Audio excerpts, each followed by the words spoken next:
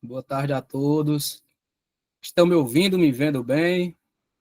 Me confirmem, por gentileza, tá bom? Dá para ver e ouvir bem. Nazaré já comentou aqui que dá, né, Nazaré? Tatiana, ótimo, perfeito. Neide também. Pronto. Show de bola.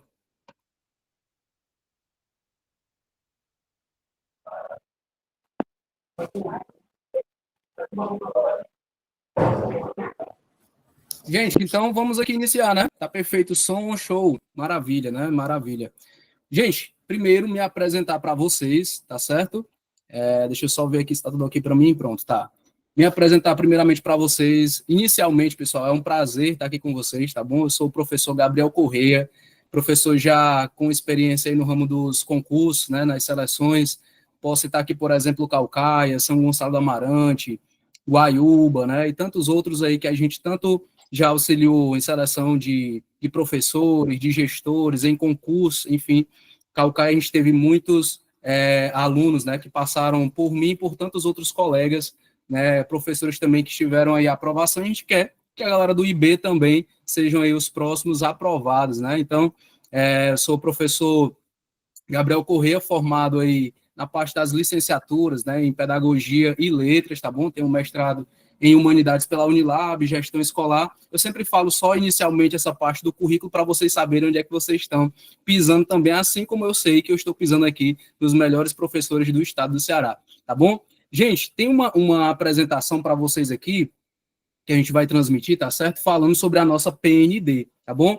Professor Gabriel, o que é inicialmente que eu preciso saber da PND, né? Primeiramente, dizer para vocês, gente, que só em vocês estarem aqui comigo, vocês já estão partindo, assim, muito além de muitos que estão por aí, sem estudar, sem querer saber. Não, é só mais uma seleção, um concurso, uma burocracia. Não é isso. É a oportunidade que vocês precisam aí ter para esse ano de 2025, tá bom? E o IB saindo aí na frente, preparando um curso totalmente completo para vocês. Então, vou dar uma lida aqui para vocês no slide que a gente preparou, tá bom? Nós temos aí saindo a Prova Nacional Docente, né? Saindo o edital da PND, que é uma novidade, né? Uma novidade que vocês vão ter essa oportunidade que eu não tive, né? Não tive aí enquanto estava estudando para concursos, né? Passei aqui no de Fortaleza, mas quem dera tivesse uma PND no tempo também, né? Para facilitar o andamento, tá bom? Então a banca vai ser o INEP, né? Taxas aí da inscrição R$ 85, as inscrições abrem do dia 14 ao dia 25 de julho, tá bom? Então,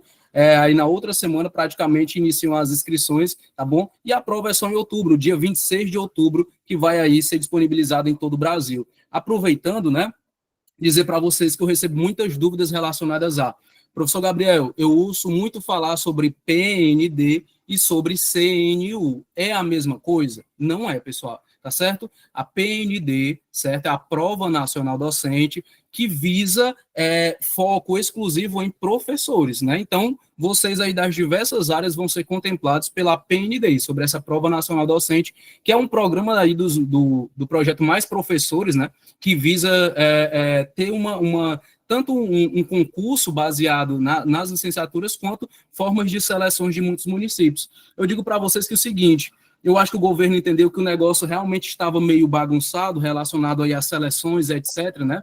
E aí decidiu unificar, né, essa seleção de professores, misturando ali também com a oportunidade de concurso público. Lembrando que tanto municípios quanto estados, eles têm certa autonomia de dizer se vão aderir à PND, e já vários, né, estão aí aderindo à PND, mas somente a PND, ou a PND sendo um dos processos que vão estar dentro desse município. Então, a PND pode ser a primeira fase em um município e o município querer uma segunda fase. A segunda fase pode ser uma redação, pode ser uma prova didática, né, ou prática, como você bem entender, certo? Então, entendam, pessoal, que sempre será lucro você tentar a Prova Nacional Docente. Sempre. Por quê? Porque, mesmo que você não seja um exemplo, né?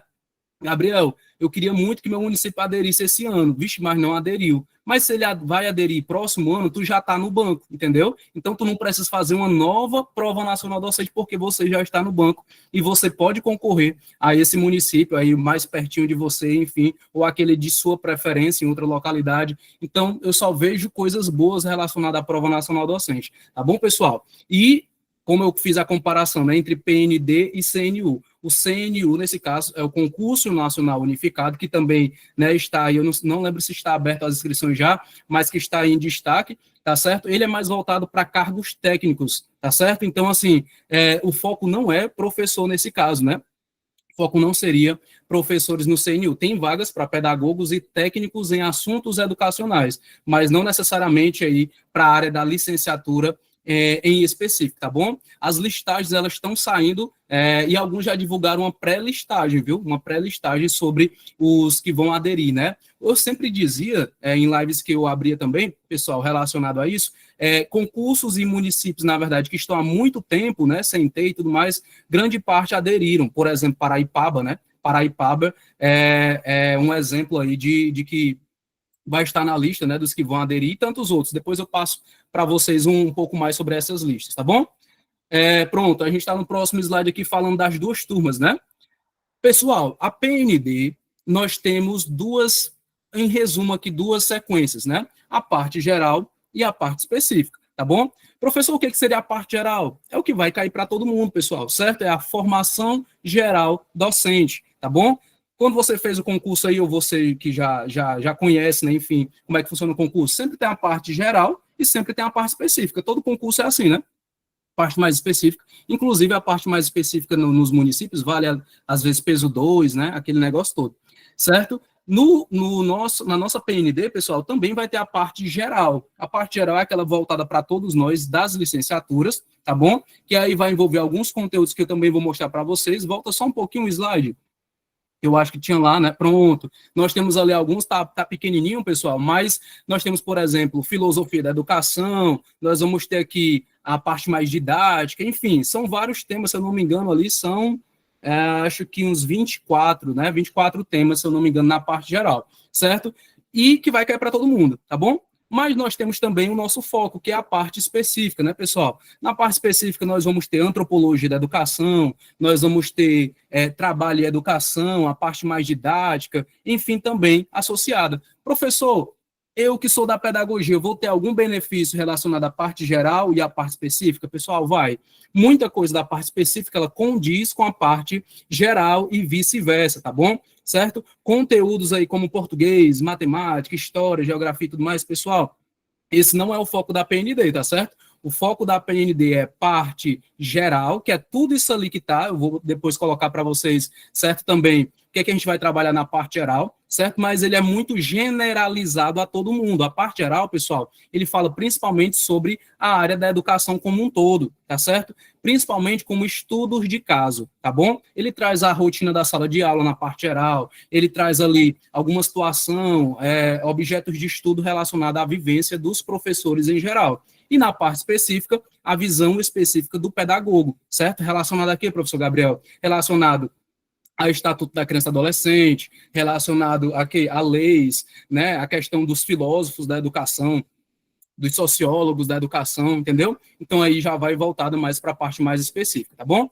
Na parte específica também, pessoal, lembrando que a PND é baseada no ENAD, por isso que no material que compartilhei com vocês, tinha lá INEP, ENAD, sempre vocês vão ver aí essa mistura de PND, INEP e ENAD, tá bom? Certo? Por quê, professor Gabriel? Porque é quem rege aí a prova nacional docente, certo? O INEP, né, nesse caso, esse instituto aí é o que vai fazendo aí com que as informações cheguem até nós, enfim, por toda essa parte, né? A FGV vai ser a banca organizadora oficial, certo? E o INEP estando ali na parte da organização também, certo? Mas a prova nacional docente, ela segue muito o modelo do ENAD, até pelas diretrizes do ENAD. Professor, e o que é ENAD, professor? Não sabia, né? Colocaram aqui, né? Não sabia nem o que era ENAD, professor.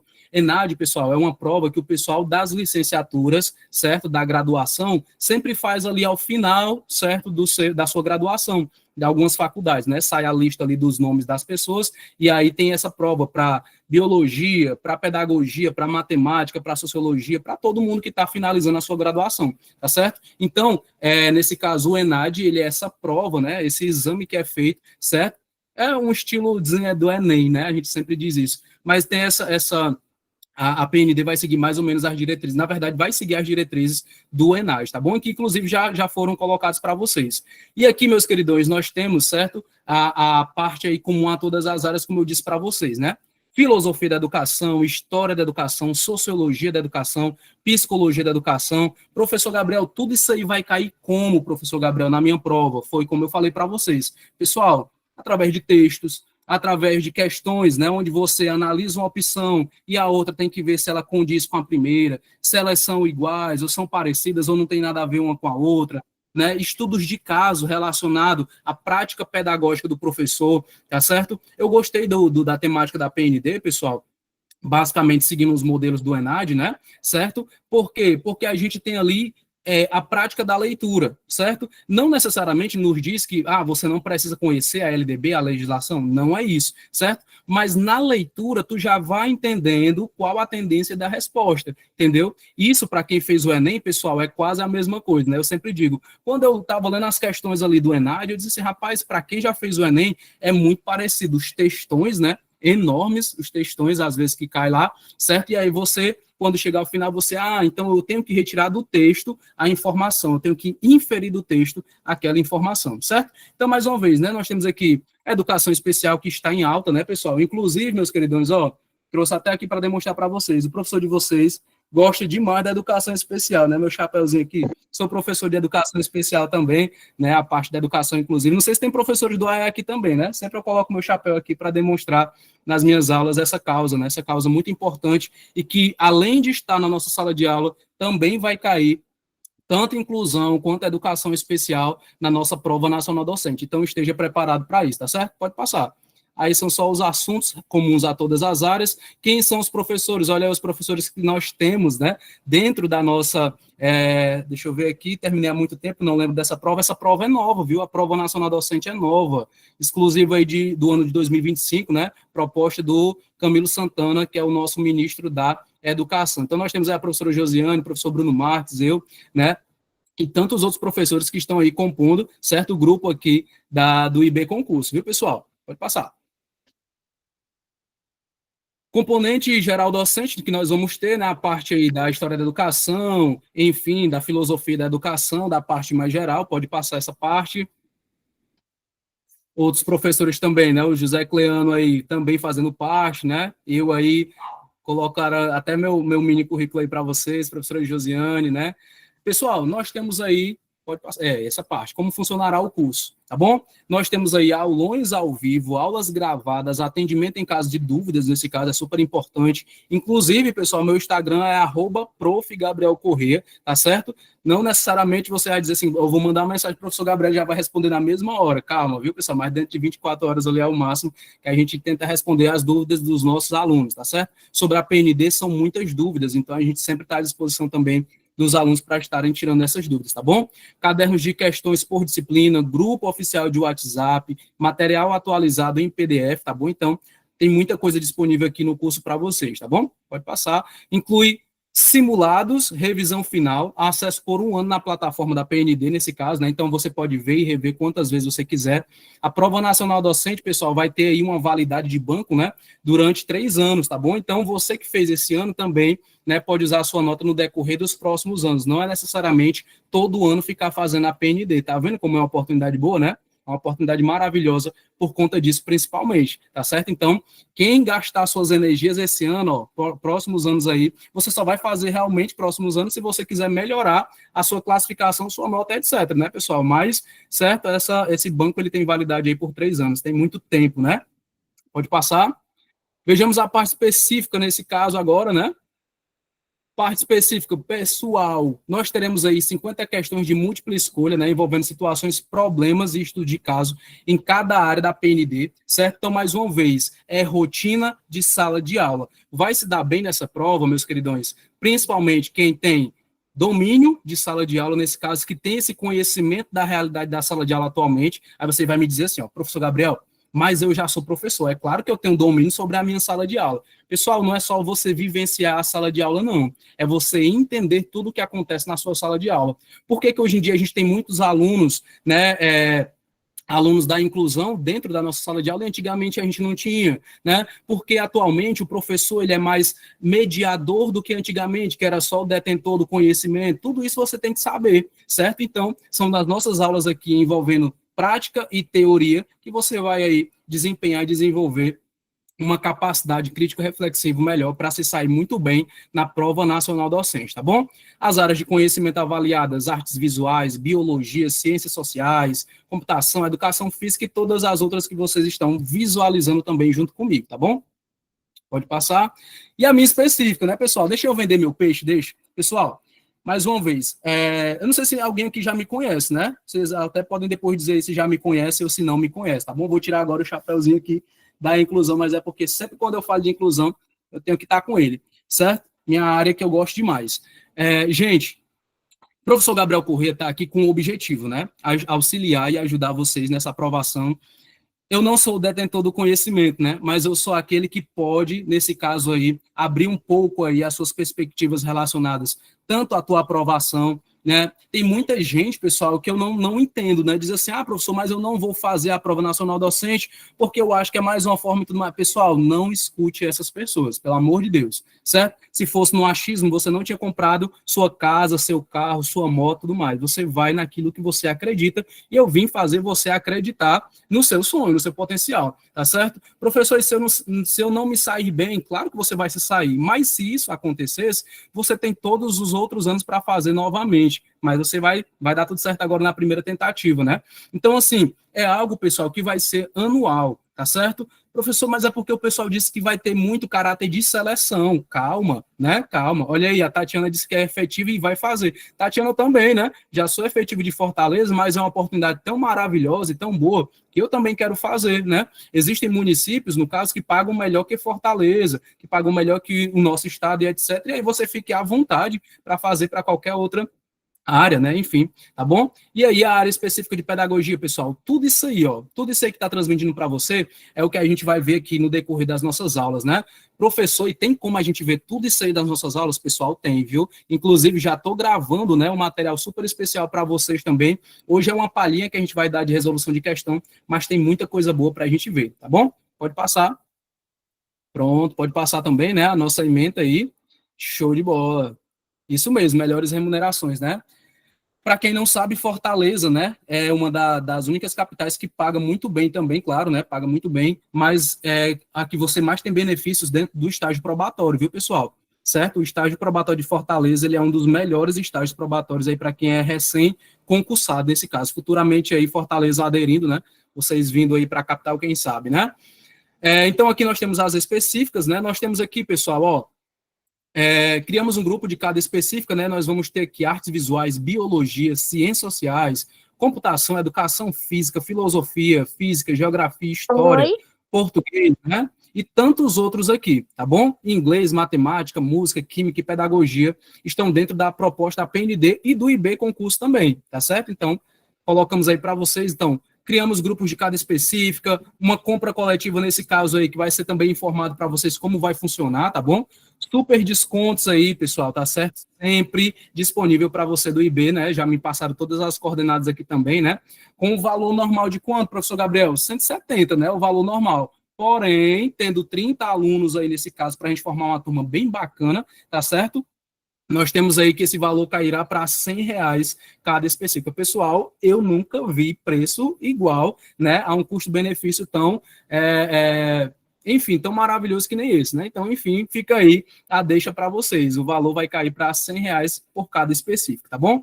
Acesso por 1 ano na plataforma, tá bom? Então, vocês vão ter aí esse acesso por 1 ano, certo? E você pode rever quantas vezes você desejar, tá certo? Então, é uma oportunidade realmente muito boa. Central de vendas está aí, né? WhatsApp está aí o número, tira um print da tela, né? Veja aí o que você vai fazer, se print ou anotar, mas eu, se fosse você, não perderia essa oportunidade. Meu caderno de anotações está aqui, está cheio de anotações.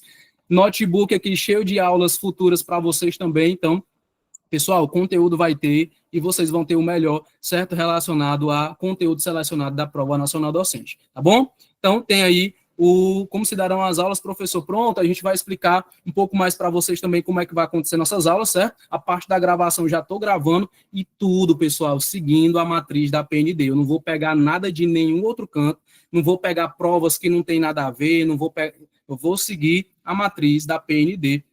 Olha o tanto de gente aí que já foi aprovado no IB concurso, né? Ó, certo?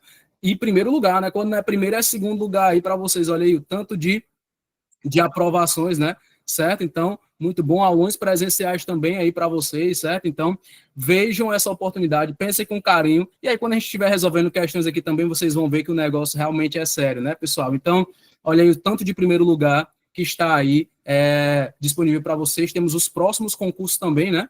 Os próximos concursos aí do Ceará, Eusébio, Itaitinga, Icó, Assaré, Juazeiro do Norte. Não vou ler todos, mas está aí disponível para você, tanto de concurso que tem aí esse ano, pessoal. E lembrando que aqui, o que é que o Gabriel tem de diferencial também, meus queridos?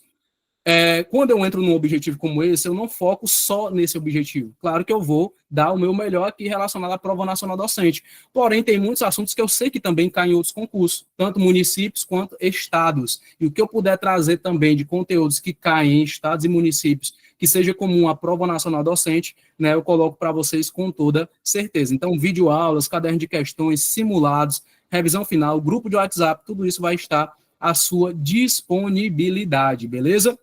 Esse aqui, no mais, é a nossa apresentação voltada à Prova Nacional Docente e voltado aí a esse preparatório, né, tão conceituado que é o IB concurso, tá bom? Vi que vocês colocaram dúvidas aqui, né? Algumas dúvidas eu estava até já colocando, né? Terá concurso para Juazeiro do Norte nesses próximos 3 anos, né? Nesse caso, pessoal, tem uma lista, né, que o IB Concurso acabou de transmitir para vocês aqui, dos próximos que vão abrir, tá certo? E aí eu vou colocar para vocês novamente quando estivermos aí nos grupos de WhatsApp, tá bom? Beleza? E aí podemos ir aqui para nossa aula, né? Resolver questões, tá certo? Deixa eu ver aqui. Pronto. Tem uma galera aí com o microfone ligado, pode desligar, tá bom, pessoal? Só porque a gente vai resolver questões agora e a câmera também, tá certo? Vamos aqui, vou colocar aqui para vocês. Deixa eu ver se eu consigo transmitir esse nosso material, pensado com muito carinho, viu? Para a nossa aula de agora. Aulão de resoluções de questões. Vou transmitir aqui, na verdade, já estou transmitindo, tá certo? Depois só me confirmei se está aparecendo direitinho para vocês. Deixa eu ver. Pronto, para mim já apareceu aqui, só vocês me confirmarem. Tá aparecendo para vocês, pessoal? Ah, Elane já... Elane é participativa, né, Elane? Gostei, viu? Show de bola, show de bola. Pronto, o pessoal aqui tá me confirmando. Vou aqui subir, vou dar um zoom aqui. Você pode dar um zoom também na sua tela, viu? Vou dar aqui um zoom na minha tela. E você dá aí um zoom na sua também, certo? Pessoal, as questões que nós vamos resolver agora, elas são voltadas aí nesse caso, certo? Na última prova do ENAD, tá bom? Que foi nesse caso aí, pronto. Na prova de 2021, na verdade. Aqui já saiu o gabarito, né? Aqui já está disponível para vocês, tá bom? Então, nós vamos resolver aqui algumas questões relacionadas a esse modelo, certo? Que provavelmente a Prova Nacional Docente seguirá. Professor, ela é bem objetiva, já faz a pergunta e vai direto para as opções, etc. Não, pessoal, certo? O perfil do ENAD, o perfil que a PND seguirá nesse caso, né, é um perfil mais contextualizado, tá bom? Então você vai precisar de uma leitura. Professor, mas eu não tenho muita paciência não. Professor, rapaz, você vai ter que ter um pouquinho mais de paciência para resolver essas questões junto comigo, mas você vai ver que no final elas são tranquilas, viu? Você pode dar um zoom aí na sua tela do celular ou do notebook. A minha aqui já está perfeita para mim, mas se não tiver para você, é só você complementar o seu zoom, tá bom? Certo? Pessoal, então vamos aqui devagarzinho fazendo a leitura das nossas questões, tá bom? Vamos aqui, certo? Resolvendo questões ENAD, PND. Vamos aqui, certo? Deixa eu pegar aqui uma canetinha mais tranquila. Acho que é essa aqui, certo? A primeira questão, pessoal, ela diz assim, quando eu estiver resolvendo as questões, eu não vou estar olhando para vocês, né? Eu vou estar aqui no nosso material, tá bom? Então, qualquer coisa aí, depois eu volto aqui para tirar as dúvidas, beleza? Diz assim, pessoal, ó, texto 1. A discussão coletiva na construção do PPP. O que é PPP, professor? É o nosso projeto político pedagógico, né? Constituem-se em referência importante para que vários segmentos da escola descubram formas de quê? Formas de participação. Pessoal, quando eu falo de escola, eu tenho que falar de participação. Escola é ambiente participativo, tá bom? Então, discussão coletiva tem tudo a ver com PPP, com participação também. Então, muitas vezes ainda não é percebida por eles, nesse caso, pela comunidade escolar, né? Além disso, pode levar os indivíduos a constatarem que é possível, apesar de que autoritarismos velados. Professor, me diga o que são autoritarismos velados. É aquele gestor, pessoal, que é mais autoritário, né, e tudo mais, mas que tenta não demonstrar muito isso, né? Ou explícitos também presentes na escola. Interferir nas decisões que vão orientar a organização do trabalho pedagógico como um todo, né? Então, assim, nós temos aqui um texto falando sobre discussão coletiva relacionado ao nosso PPP, tá certo? E o que é, mais uma vez, o PPP? É o projeto político pedagógico que visa dar a identidade da escola com a participação de toda a comunidade escolar, diretores, gestores, professores, né? Toda a comunidade como um todo, certo? Isso mesmo. Estou falando de gestão democrática, tá bom? No texto 2, pessoal, ele vem me dizer o seguinte, ainda falando sobre PPP, né? Ele vem me dizer aqui no texto 2 que o PPP, o nosso projeto político pedagógico, é um mecanismo que possibilita o conhecimento, e não só o conhecimento, viu, pessoal? Olha aí, o conhecimento e a transformação da realidade escolar mediante uma reflexão e a ação, propondo, para tanto, a participação, né, a gestão democrática, como estratégia para efetizar, olha aí a palavrinha-chave, a prática democrática, algo que implica uma construção contínua e uma construção também coletiva. Isto pressupõe o conhecimento da nossa realidade escolar. Pessoal, toda comunidade, na verdade, toda escola tem a sua realidade escolar. A sua escola não é igual à minha não é igual à do nosso colega, né? Todas são diferentes. Então, a realidade escolar do dia a dia da comunidade atendida, seus problemas sociais. Professor, e toda escola tem problema? Me confirma aí, pessoal, se toda escola tem problema, porque eu acho que tem, né? E de suas práticas, as suas necessidades, suas perspectivas e suas possibilidades, tá bom? Então, o texto 2 também está falando de gestão democrática, também está falando de PPP, e ambas estão falando aqui, pessoal, certo? De situações, certo? Tanto positivas, como o texto 1 e o 2 fala também, quanto negativas, né? Você pode perceber tanto isso no texto 1 quanto no texto 2, tá certo? E aí nós temos as opções. Para quem não gosta desse formato de questões, pessoal, saiba que essa é a proposta tanto do ENAD quanto da PND, tá certo? São questões 1, 2, 3, 4, aí a gente vai analisando cada uma, tá certo? Mas vamos aqui na primeira opção, que ele está dizendo o seguinte, olha aí. Considerando o PPP, o nosso projeto político pedagógico e sua relevância na organização do trabalho escolar, avalie as afirmações a seguir. Nós queremos saber tanto sobre o PPP quanto da sua relevância. Vamos aqui. Pessoal, o PPP ele procura fortalecer as relações das escolas com as famílias e com a comunidade, articulando ações escolares com o contexto local em que os estudantes estão inseridos. Você concorda que o PPP ele busca trazer a comunidade para mais próximo, né? Enfim, trazer a escola para as famílias ali, fazer essa parceria, né? Articulando ações escolares, professor, eu tenho certeza disso, né? Em que os estudantes eles vão estar inseridos. Então, o PPP, essa é uma das principais características, é trazer a comunidade para perto, né? A comunidade escolar como um todo, tá bom? A 2, né, vai nos dizer que o PPP, pessoal, ele estimula a criação de atividades de formação da equipe pedagógica. Olha a palavrinha-chave, fortalecendo a escola como espaço de formação em serviço, né? Então, o PPP, ele tem esse objetivo também de estimular a criação, certo, de atividades sempre em parceria com a equipe pedagógica e sempre fortalecendo a escola como um todo, tá bom? Então, 1 e 2 até agora, tranquilos, tá certo? 3, né? O PPP ele propõe ações para interferir na escola como um todo. Nesse caso, ele vai agir como um todo na escola, né? Vai agir aonde, professor Gabriel? Me diga aí, olha aí, pessoal. Vai agir na organização escolar, vai agir aqui na formação do trabalho pedagógico, vai agir na avaliação do desempenho e em todos os envolvidos. PPP age em toda parte, professor Gabriel. O PPP, ele age em toda parte da escola. É a identidade, né? É a certidão de nascimento da escola, muito provavelmente aí como uma definição mais completa, tá bom? Então, 1, 2 e 3, tranquilo, né? Quando eu vou para 4, pessoal, aí eu já vejo aqui um negócio, ó, que a 4 diz assim, ó, o PPP ele é elaborado conjuntamente, tá certo? Tá. Por toda a comunidade escolar, tá certo, professor? Tá. E implementado pelos dirigentes da escola. Professor, estava tão bonito, ó, professor. Só que quando ele diz implementado pelos dirigentes da escola, eu digo uma coisa para você, né?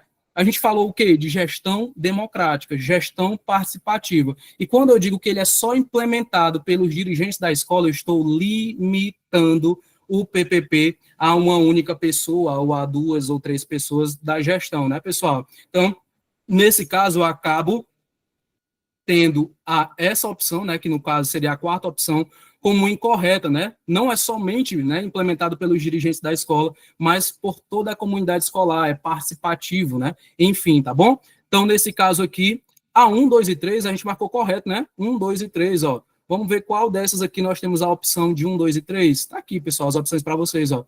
1, 2 e 3, opçãozinha aqui, ó. Letra D é o gabarito da nossa primeira questão. Vocês gostaram? Vocês entenderam, pessoal? Tranquilo? Tranquilo, fácil, professor? Não, professor, está muito fácil, né? Bora para uma mais difícil, certo? Vocês querem uma mais difícil? Bora. Gestão democrática, vocês já entenderam, vocês já estão afiados, né? Bora para a próxima. Segunda questão. Segunda questãozinha aqui. Deixa eu só parabenizar vocês por uma coisa, pessoal, certo? Em pleno sábado, 4 e quanto, hein? 4h34 aqui no meu, certo? Vocês estudando aqui, é verdade isso, certo?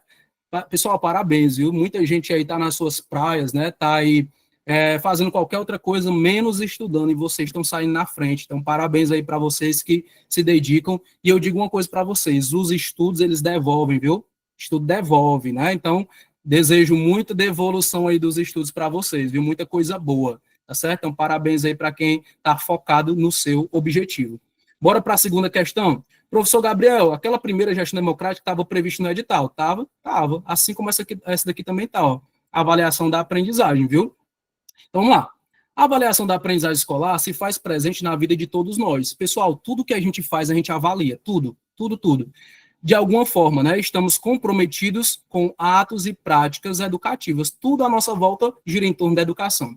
Pessoal, pais, educadores, educandos, gestores das atividades educativas públicas e particulares, administradores da educação, todos estamos comprometidos com esse fenômeno que cada vez mais ocupa espaço em nossas preocupações educativas. A avaliação da aprendizagem está em tudo também.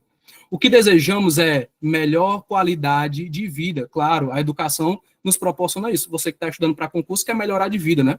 No caso desse texto, compreendo e exponho que a avaliação da aprendizagem como um recurso pedagógico útil, pessoal, certo? E necessário para auxiliar cada educador e cada educando na busca e na construção de si mesmo e do seu melhor para a sua vida. Vamos falar aqui de avaliação num contexto geral? Por exemplo, pessoal, se você, por exemplo, vai ao mercado, né, fazer suas compras lá, e você percebe que tem produtos que são melhores do que o outro, né, custo-benefício melhor, você fez uma avaliação. Se você vai entrar na sala de aula e pega uma turma nova, né, primeira vez, tudo mais, naquela turma, você faz uma avaliação daquela turma, né, uma avaliação diagnóstica, seja formativa, enfim, né, tem gente que já começa passando prova, né, já vai mais para avaliação somativa, então vai de cada pessoa. Mas tudo na nossa vida é feito uma avaliação, certo? Eu, ao final dessa aula, eu vou fazer a minha avaliação. Rapaz, será que eu dei uma aula muito boa para eles? Ou foi uma aula que eu poderia melhorar alguma coisa? Será que essa turma aqui, certo? Ela gostou desse tópico, dessa parte? Pessoal, tudo na nossa vida envolve avaliação. E quem dirá, no caso, na educação? Tudo é avaliação. Tudo é avaliação. Tá bom? Vamos voltar aqui para a parte, né? Lucchesi que afirmou isso, tá bom? Cipriano Lucchesi. Acerca da avaliação da aprendizagem, vamos aqui, né? O que é que eu quero saber? Acerca da avaliação da aprendizagem, avalie as acessões a seguir e a relação proposta entre elas. Bora aqui, pessoal, devagarzinho, tá certo? Professor, também não gosto desse estilo de questão. Pessoal, infelizmente, não tem querer, não. Eu também não dou muito valor, não. Eu gosto daquela que você vai e marca, né? Mas se não tem tanto essas opções, a gente tem que se adaptar. Bora aqui comigo, me ajude aqui. Ela diz assim na primeira, ó, para processar a avaliação da aprendizagem, o educador necessita dispor-se a acolher o que está acontecendo, certo? Podendo ter alguma expectativa em relação aos possíveis resultados de sua atividade. Deixa eu resumir o que foi que ele falou aqui nessa primeira. Ele quis dizer para você assim, pessoal, certo? Que se você entra no quinto ano e você pega ali 3 meninos, ou 4 ou 5 que não sabem ler, tá certo? Aí você vai dizer assim, Gabriel, no quinto ano é impossível ter alunos que não sabem ler. Pessoal, é impossível, hein? Será, hein, pessoal? Não me diga não, não me diga não, né? Mas existe essa possibilidade. Só que eu sou professor de SAEB, de SPAES, né? Todo mundo sabe aqui o que é o SAEB e SPAES, né, pessoal? SAEB nós temos aí a nível nacional, né? Essa parte aí que avalia os meninos, né? Na parte nacional, certo? E o SPAES que avalia os meninos na parte estadual, certo? Nós temos aí como sistema permanente de avaliação da educação básica o nosso SPAES e o SAEB voltado mais a nível federal, a nível nacional, certo? E o que é que eles querem, professor? Eles querem resultado, pessoal, certo? O SAEB e o SPAES é uma prova que vem dos governos, avaliações externas, que vem para medir o resultado dos alunos. Só que, às vezes, eles acabam medindo não só o resultado dos alunos, às vezes é o da Paula aqui também, da Neide, né, Neide? Certo? É o nosso, pessoal, certo? Quando sai o resultado do SAEB e do SPAES, muitas vezes não sai o resultado só do aluno, não. É do professor, né? Não é não, pessoal? A responsabilidade, às vezes, o gestor chama você para conversar, né? Professor, é porque o resultado não foi muito bom, professor, né? A gente tem que melhorar essa turma, isso e aquilo. Às vezes acaba caindo para nós, que somos os responsáveis pela turma, certo? Isso é avaliação da aprendizagem, professor? Também, certo? É uma forma de avaliar. Então, na primeira, ele está te dizendo, ó, para processar a avaliação da aprendizagem, né, o educador necessita dispor a acolher, você tem que acolher o que está acontecendo. Se você tem alunos que eles não sabem ler no quinto ano ainda, né, você tem que acolhê-los, né, nesse caso aqui que está dizendo, e aí ter alguma expectativa também em relação a isso, né, aos possíveis resultados que esse aluno ele pode te proporcionar, ele pode te oferecer, certo? Então, isso aí estaria resumido na primeira opção, certo? Na primeira afirmativa. Aí ele diz aqui, ó, porque no processo de ensino e aprendizagem, o educador ele pode intervir na própria prática educativa. Você pode intervir na sua prática educativa? Claro, você é o professor, né? Ao reconhecer as várias dimensões que interferem no desenvolvimento do educando e não só na aprendizagem de uma disciplina. Professor, e nessa segunda, o que é que ele quis me dizer? Ele quis dizer que você também tem uma certa autonomia de, como você percebeu ali na primeira, que tem alunos com dificuldade, alunos que não estão conseguindo, você pode intervir na sua prática educativa, certo? Reconhecendo as várias dimensões que você, enquanto professor, tem, né? O poder da alfabetização, da mediação, de todo esse processo, certo? Então, eu estou resumindo para vocês que tanto a 1 quanto a 2, elas falam de avaliação e elas dizem que você pode pegar a turma nessa situação, porém, você não vai chegar até o final do ano sem fazer nada, né? Você vai intervir de alguma forma na sua prática educativa, né? Um reforçozinho para uns, conversar com a gestão. Outra dica que eu vou dar para vocês, pessoal, tá certo?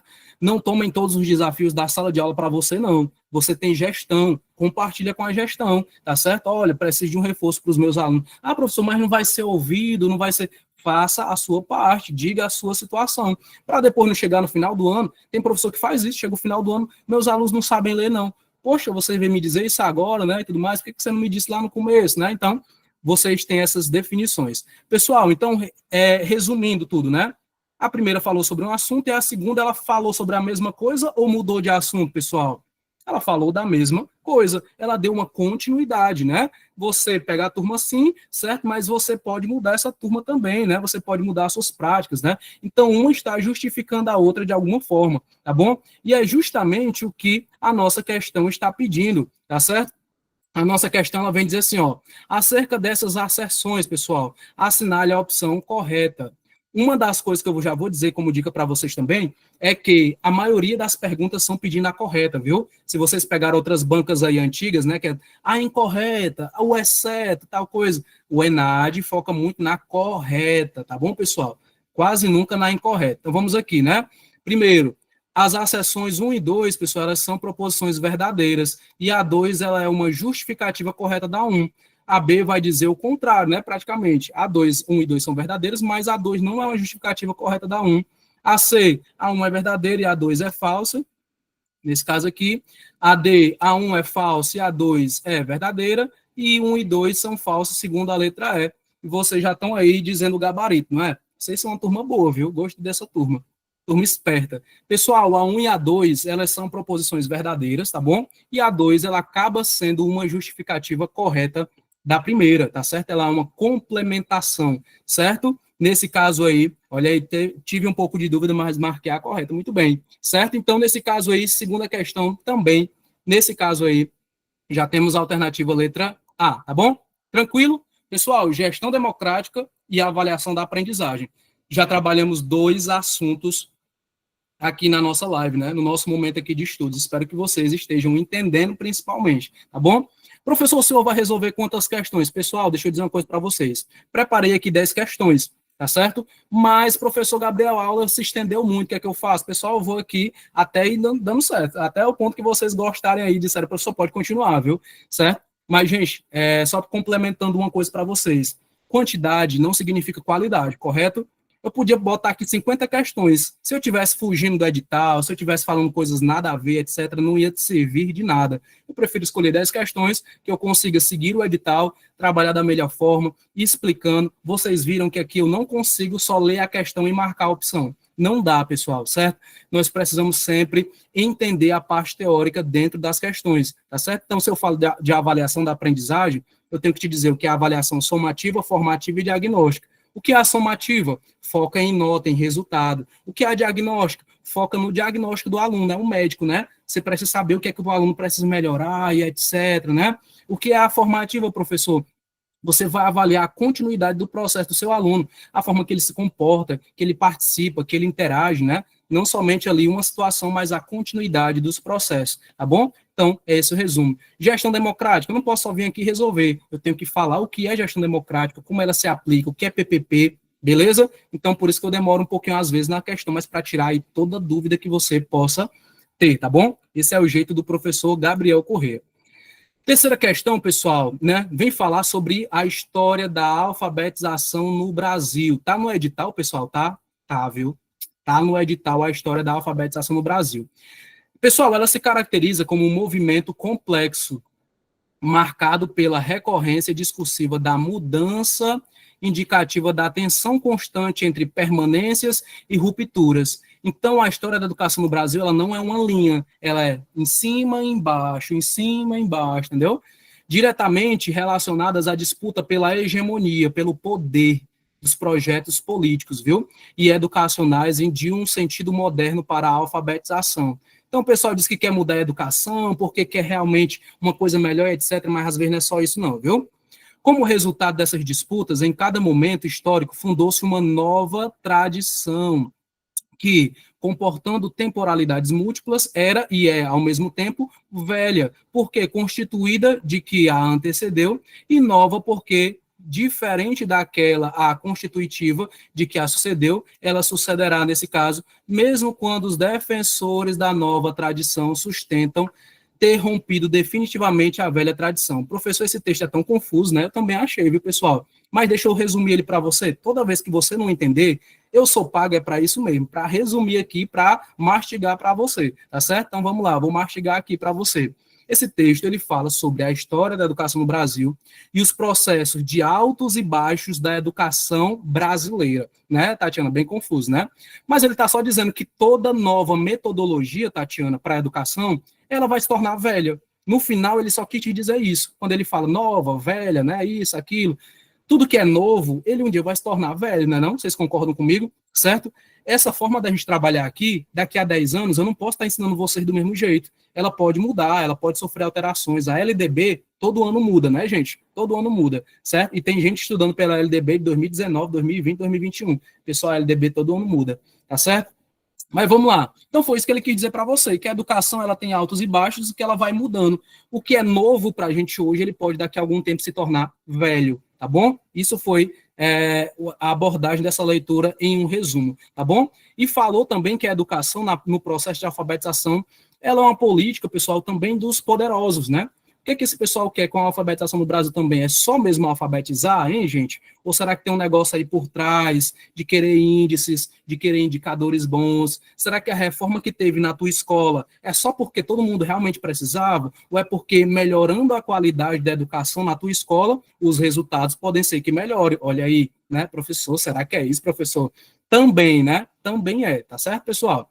Então, bora lá responder aqui essa questão. Ela diz assim, ó. Pessoal, o que o ENAD foca muito também, como a PND focará? Na abordagem do meu texto. Muitas vezes não é no que tu acha, tá certo? Não é no que tu acha, é no que está no texto, tá bom? Bora aqui. Avalie as acessões a seguir e a relação proposta entre eles. Os modos de pensar, agir, sentir, querer e agir dos professores alfabetizadores, eles precisam ser compreendidos em seu contexto histórico. Pessoal, o nosso modo de trabalhar hoje, aqui pelo Google Meet, tá certo? Em pleno 2025, pelo Google Meet, será que fosse há 10 anos atrás, a gente estava tendo aula pelo Google Meet para concurso, hein, gente? Será? Será que os modos de pensar que a gente está utilizando agora, de sentir, querer, agir dos nossos professores agora, sejam alfabetizadores ou seja a gente aqui, por exemplo, né? Ele deve analisar o nosso contexto histórico? Eu acredito que sim, né? Nesse caso, eu já estava lendo do David, né? Mas nesse caso, a gente tem que entender o nosso contexto atual. O nosso contexto atual não é igual a de 15, 20 anos atrás. É diferente, certo? A primeira, ó, tá ok, certo? E aí, ela diz assim, por quê, né? Porque é importante identificar práticas educativas que dialogam com as necessidades de aprendizagem significativas das crianças. Professor, quais são essas práticas educativas, né, que dialogam com as necessidades de aprendizagem significativa das crianças? Vamos voltar aqui um pouquinho para o texto, né? Ele vai falar aqui, pessoal, no texto que nós temos aqui, ó. Deixa eu ver, ó. Olha que ele fala aqui dessa questão da história da alfabetização, né, sobre as suas permanências e rupturas, né, de acordo com a hegemonia dos projetos políticos. Que projetos são esses? Projetos alfabetizadores, projetos aí que envolvem alfabetização e letramento, né, que aí vão ser englobados no pensamento de educação contemporânea, né, aquilo que é novo e aquilo que é velho, tá bom? Então, são esses tipos de projetos. Então, é importante eu identificar essas práticas educativas, essas formas de trabalhar do professor, que nem está na primeira, né? Que vai dialogar com as minhas necessidades das minhas crianças atualmente, é importante, pessoal, certo? Eu entender que a realidade delas, nesse atual, ele é totalmente voltado ao modo de pensar, de sentir, de querer e agir também, certo? Do meu contexto histórico, tanto do que foi passado, quanto da minha atualidade, tá certo? Então, 1 e 2 aparentemente são proposições verdadeiras, certo? Só que aí vamos ver aqui, ó, na letra A, ele vai dizer para a gente que a acessão 1 e 2 são verdadeiras e a 2 é uma justificativa correta da 1. A 1 e 2 são verdadeiras, mas a 2 não é justificativa correta da 1. A 1 e 2 a 1 é verdadeira e a 2 é falsa. A 1 é falsa e a 2 é verdadeira. Ou a 1 e 2 são alternativas falsas, tá certo? Vamos fazer uma análise mais uma vez. Primeira, né? Vem falar que o modo de pensar, sentir, querer e agir dos professores alfabetizadores, eles precisam ser compreendidos em contexto histórico. E você viu que ele fez toda uma análise histórica do contexto, né, que foi apresentado, tá bom? Então, a primeira tá ok, né? Porque é importante identificar as práticas educativas que dialogam com a necessidade de aprendizagem significativa das crianças nesse contexto histórico. É totalmente importante nós observarmos essa prática educativa que dialoga, né, que faz esse diálogo entre passado, presente e futuro da alfabetização, tá bom? Então, nesse caso aqui, mais uma opção que a análise aqui é letra A, tá bom? Letra A. Quarta questão acho que não, terceira questão, né? Terceira questão, as duas são verdadeiras e as duas se complementam, tá bom? Bora para a próxima. Pessoal, Piaget cai na minha prova, professor Gabriel? Será, gente? Certo? E isso, o professor precisa estar aberto ao novo, com toda certeza, com toda certeza. Certo? E assim, pessoal, complementando, né? Tem muita gente que é crítico à educação tradicional, né? Professor Gabriel, eu não gosto da educação tradicional, que o professor é detentor do conhecimento, que os alunos são só sujeitos passivos da educação e etc. Eu sou a favor, professor Gabriel, do professor transformador, do professor mediador e etc. Eu não vou julgar, totalmente positivo isso. Porém, vocês concordam que algumas coisas tradicionais, elas fazem um pouquinho de falta na nossa educação, né? Quando você entra, por exemplo, numa turma que ela não tem domínio, né? Enfim, que ela está totalmente ali virada de cabeça para baixo, você fica assim, ah, rapaz, se fosse no tempo da educação tradicional, né? Se fosse no tempo da educação tradicional, talvez eu teria um pouco de domínio com a minha turma, mas aí, não estou dizendo, né? Não sou defensor de educação tradicional. Mas eu estou dizendo para vocês que algumas questões, como a falta de respeito, né, esse pensamento de professor como realmente uma posição ali que exige respeito, né, pessoal? Enfim, está se perdendo algumas coisas, né? Então, a gente não pode deixar isso acontecer. Claro que a educação transformadora sempre ela vai ser uma solução para isso, mas nós precisamos sempre entender que a educação tradicional ela não é 100% a vilã, tá certo? Claro que ela não vai ser cobrada nas provas como algo muito positivo, né? Vocês já sabem disso, tá bom? Mas vamos aqui para a quarta questão. A quarta ela vai dizer assim, pessoal, para Piaget, professor Piaget cai, pessoal, cai Piaget, cai Vygotsky, cai Vallon, né? Certo? É bom a gente pegar um pouquinho de cada, com certeza, né? Se fosse uma aula na escola profissionalizante e tudo mais, com toda certeza. Estou dizendo, tudo tem seu lado positivo, é isso mesmo, viu? Parabéns aí pela colaboração. Então vamos lá. Para Piaget, a base fundamental do conhecimento, pessoal, lógico-matemático, é a própria criança, né? Assim, ao desenvolver essa estrutura, a criança ela assimila e organiza o conhecimento. Então, o foco do Piaget, pessoal, é dizer que a matemática, o conhecimento lógico-matemático da criança é principalmente dela mesma, né? É algo que ela precisa entender, ela precisa captar, tá certo? A noção do número só pode emergir a partir da atividade de estabelecer tipos de relações. Então, o professor, não adianta só o professor aplicar se o aluno ele não entende assim dele mesmo, né? Muitas situações cotidianas, né, que ele desenvolveu, tá certo?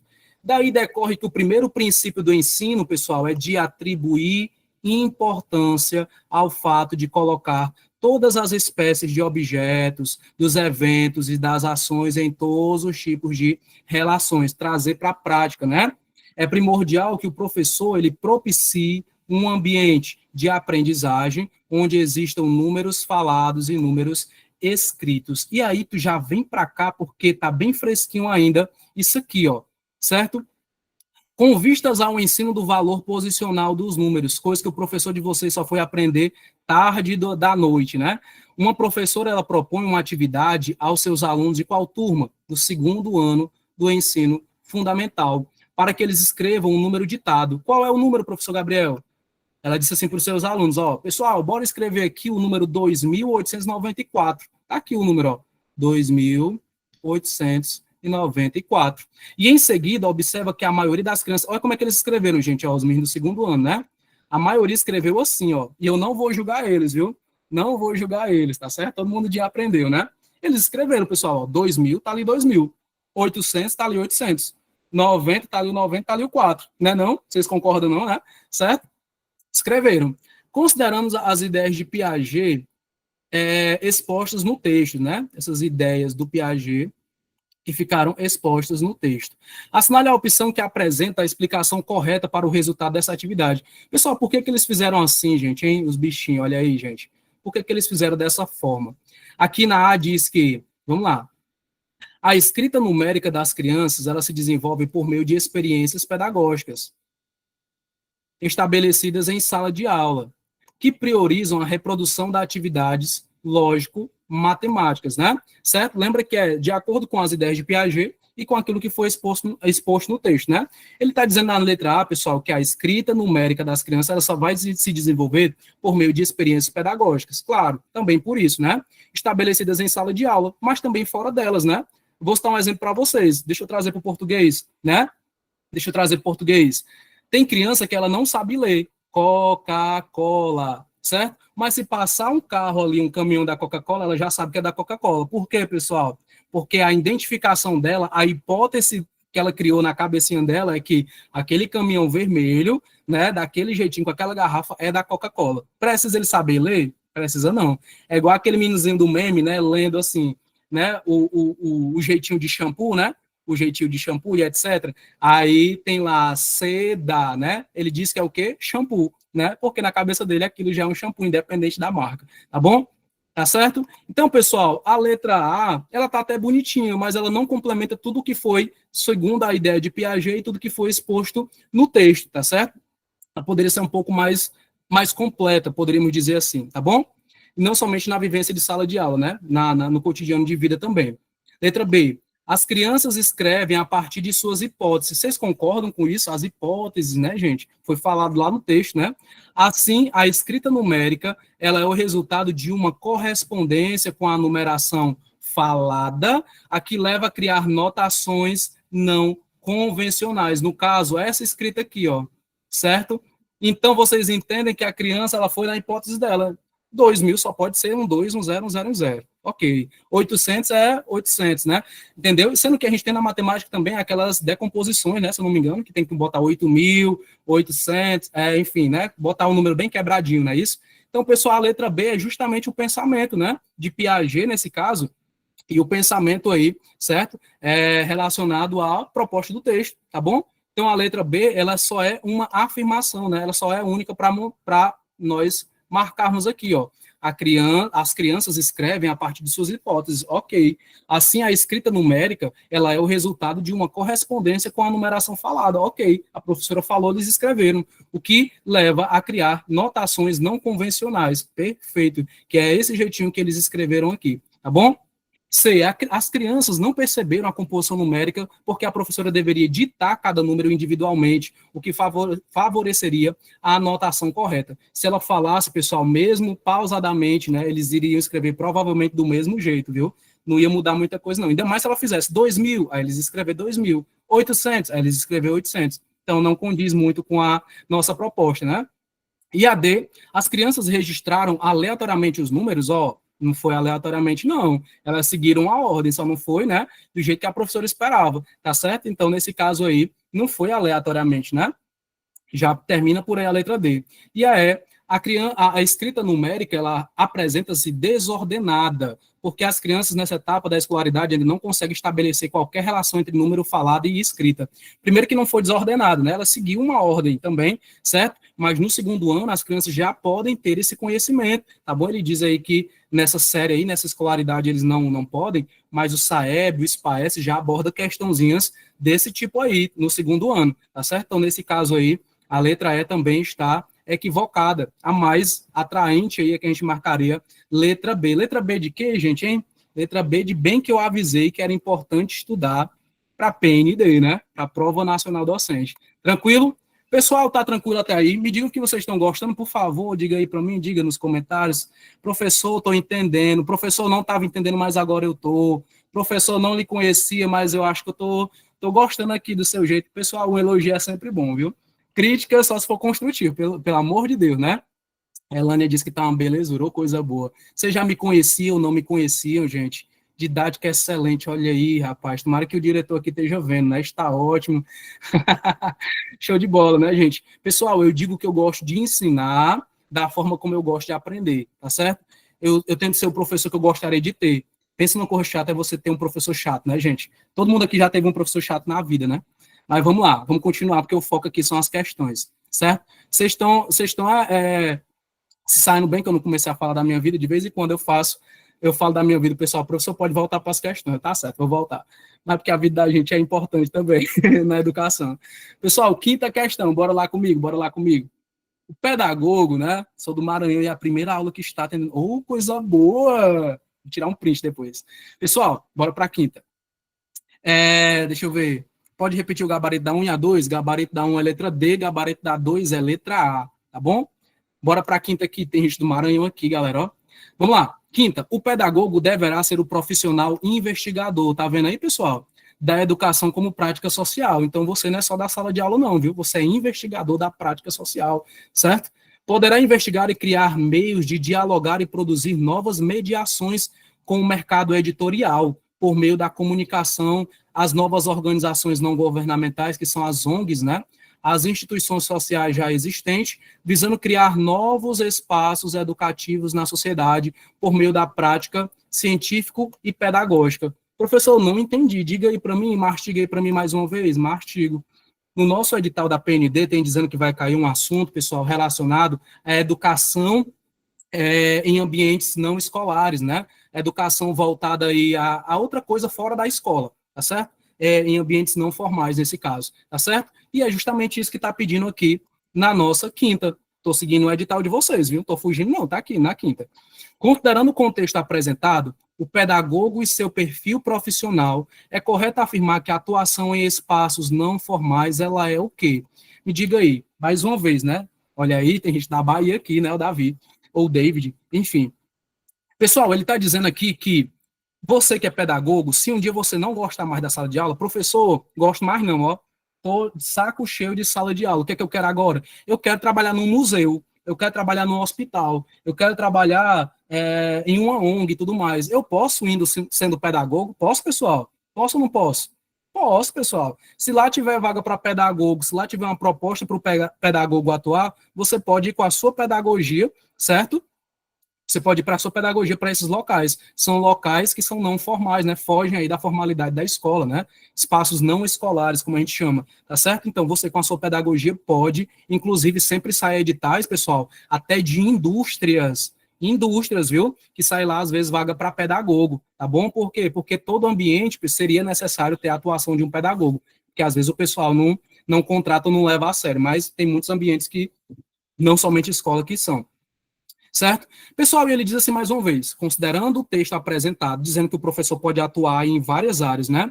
O pedagogo e seu perfil profissional. É correto afirmar que a atuação nesses espaços aí, no museu, no hospital, né, nas ONGs, é o quê, pessoal? É o quê? Vamos aqui. É baseada na criatividade. Será, pessoal, que é só isso, hein? Nos interesses pessoais da pessoa, olha aí, e sociais, né? Em uma prática livre e espontânea. Será que é assim, pessoal, sem regra, hein? Tá tão sem regra, né? Bora lá, para B.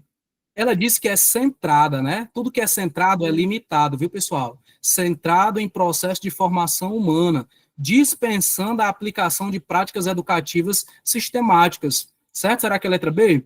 C. Ela é atenta às características e especificidades do espaço não formal, sem se prender à elaboração de planos e avaliações. Fica mais solto essa parte da educação não formal, fora da escola, é assim que ele quer dizer? Letra D, ela é pautada na realização de diagnósticos das especificidades do campo em que você está atuando, né, com o fim de restringir, que é uma palavra muito forte, né, os mecanismos metodológicos de sua prática. Tudo que eu restringo, eu limito, né? E a letra E vai dizer que ela é fundada em fatos, pessoal, em estruturas, em contextos, em situações referentes à sua prática, né? Em suas várias modalidades e manifestações para a gestão dos ambientes educativos da sociedade. Eu não vou nem dizer o gabarito, porque vocês deixam perder a graça, né? Não deixam nem eu dizer. Olha aí, certo? Vocês já dizem logo a resposta, não deixam nem eu terminar. Pessoal, letra o quê, hein? Letra E, né, pessoal? Letra E, já tem gente dizendo aqui, certo? Professor, mas me diga por que é a letra E. Digo na hora. O pedagogo, que ele não está na sala de aula, ele pode atuar nesses outros espaços que eu já falei para vocês. Mas isso tem que seguir, olha ali, ó, o que está falando na letra E. Tem que ser baseada nos fatos, na necessidade, na estrutura, nos contextos em que ele está trabalhando, nas situações referentes à sua nova prática fora da sala de aula e nas suas várias modalidades, né, e manifestações. Temos quantas modalidades? Nós temos 8 modalidades na educação, né? Educação indígena, quilombola, do campo, educação tecnológica, né, a parte mais técnica, educação especial, são várias, né, pessoal? Certo? E o pedagogo pode atuar nessas áreas também, certo? Não necessariamente dentro de uma sala de aula, é justamente o que ele está falando aqui. Ambientes educativos da sociedade, tá bom? Referência da educação, olha aí, Sergipe, né? Vocês não conheço, gente, certo? Depois vão dizendo de onde é que vocês são, vocês podem colocar aí de onde é que vocês são, porque se um dia eu for viajar, eu vou procurar o Naldo, vou procurar a Paula, né? Vou procurar para ir pro lugar que vocês me indicaram, né? Certo? Assim como no Ceará, ó, Fortaleza, né? Eu recebo vocês aqui também, tá bom? Quixadá, Iracema, né? Olha aí, coisa boa, né? Tem gente de todo canto. Messejana, Messejana é quase um país já, né? Messejana é grande demais, viu? Crato, né? Certo? Trairi, show de bola, gente. Quixadá, certo? Gente, de vez em quando eu faço essas perguntas, não é quebrando aqui a continuidade da aula, não, mas é porque eu preciso conhecer vocês, né? Eu tenho que procurar depois o nome de vocês no Diário Oficial, né, não? Certo? Eu tenho que saber quem é o Jones, eu tenho que saber quem é a Paula, quem é a Lucivânia, tenho que saber. Bora para a sexta questão. Tem gente aqui de todo canto, até do Brasil. Pessoal, a sexta diz assim, ó. A educação, ela é necessária para a sobrevivência do ser humano, não é não? É sim. Tudo que nós fazemos envolve educação, certo? Para que ele não precise inventar tudo de novo. Então, pessoal, se nós estamos aprendendo aqui uma vez, o interessante é que a gente, quando for praticar outra vez, já saiba, né? Então, se você for estudar esse assunto outra vez, você já vai ter um conhecimento. Então, por isso que a educação é necessária. Porque imagina a gente aprender agora e depois aprender tudo de novo, né? Então, ela necessita apropriar-se da cultura, do que a humanidade já produziu. Então, educar também é aproximar o ser humano do que a humanidade produziu. Claro, se isso era importante no passado, quem dirá hoje, né? Hoje é ainda mais decisivo numa sociedade baseada em quê? Pessoal, tudo da gente é conhecimento, né? Aprender vem de, olha, ele vai dar o significado, ó. AD, que significa junto de alguém ou de algo, e esse nome aqui, ó, praender, tentar aprender, agarrar, pegar, viu? Significa isso aí, tá certo? Nós aprendemos porque nós somos seres inacabados, viu? Então, se você aí disser, professor, acho que o senhor sabe é de tudo, ó, eu vou dizer que nem é Sócrates, pessoal? Só sei que nada sei, certo? Pessoal, a gente funciona como ser inacabado, né? Eu estou aqui ensinando cada um de vocês, mas eu também estou aprendendo. Opa, isso aqui eu nem lembrava mais, ó, isso aqui, quanto tempo eu não ouvia falar disso, né, e tudo mais. Opa, a memória já vai, né, voltando. Nós, seres humanos, não só somos seres inacabados e incompletos, viu? Como também nós temos consciência disso, certo? Por isso precisamos aprender com pessoas, com outras pessoas, né?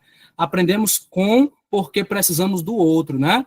Fazemos na relação com o outro, mediados pelo mundo, pela realidade em que vivemos. Quem foi que falou isso? Foi Gadot, certo? Então, Gadot é que ele está afirmando que, peraí, bichãozão, né? Você precisa do outro para evoluir, tá certo, pessoal? Eu estou sendo só uma ponte aqui para que vocês alcancem um concurso do sonho de vocês, certo? Mas vocês depois abrir a boca e dizer assim, rapaz, eu aprendi sozinho, isso aqui ninguém me ensinou. Ah, vou ficar triste, viu? Vou ficar triste se você disser que não foi comigo. O professor Gabriel também, né? Mas você se dedicou. Foi com o IB, concurso também, certo? Então, pessoal, ele só quis dizer que tudo a gente aprende também com outros, né? Nada é sozinho. Um resumo aqui do texto, tá bom? E aí, considerando a abordagem do texto, é a sexta questão, né? Considerando a abordagem do texto, os profissionais da educação, pessoal, devem o quê? O que é que nós devemos aí enquanto profissionais da educação, tá certo? Não sei se vocês perceberam, mas de vez em quando eu dou umas altas e baixas aqui na minha listrinha, mas é porque eu estou aprendendo ainda essa nova ferramenta, viu? Não aprendendo aqui a primeira vez, mas é porque o mouse é novo também aqui.